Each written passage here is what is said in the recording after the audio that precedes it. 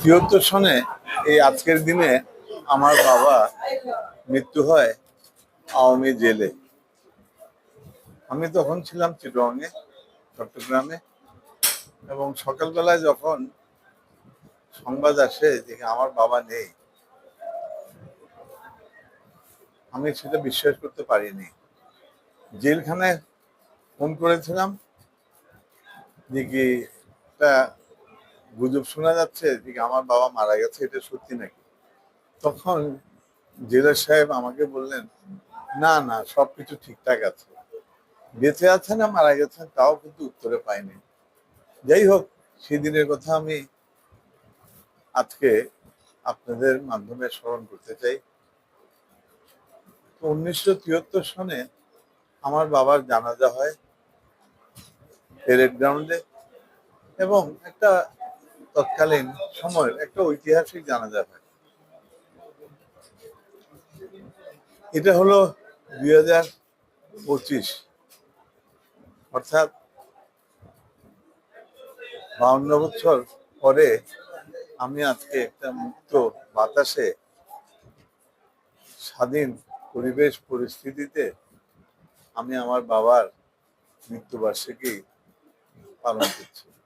17 বছর তো করি নেই, বাড়িতে আসতে পারতাম না, গ্রামের ওনার কবরে জিয়ারতও করতে পারতাম না। তো আজকে দীর্ঘ 17 বছর পরে কবরও জিয়ারত করেছি, এবং গ্রামের বাড়িতে বসে আপনাদের সম্মুখে দু চারটি কথা বলতে পারছি।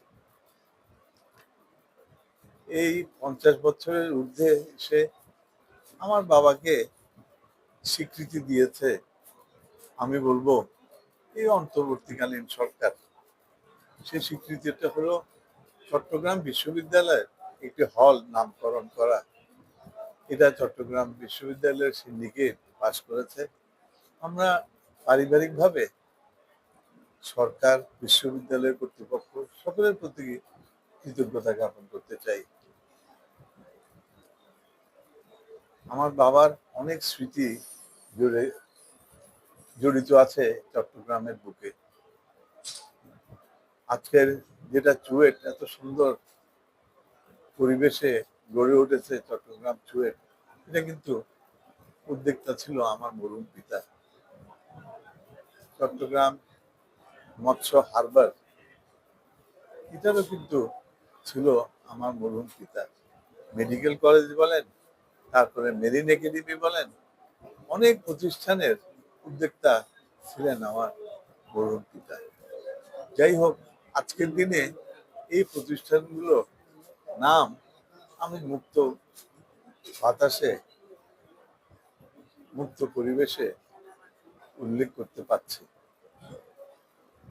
আশা করি এই পরিবেশ পরিস্থিতি বিরাজমান থাকবে, এবং যতদিন বেঁচে আছি যেন আমার বাবার কবরটা আমি জিয়ারত করতে পারি।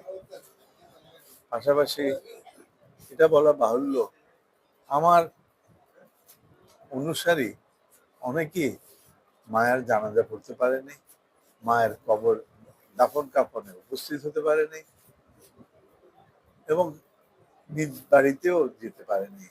17 বছর তারাও আমার মতো বঞ্চিত হয়েছে বাবার কবরে দাঁড়িয়ে জিয়ারত করতে, বা মায়ের কবরের পাশে দাঁড়িয়ে জিয়ারত করতে।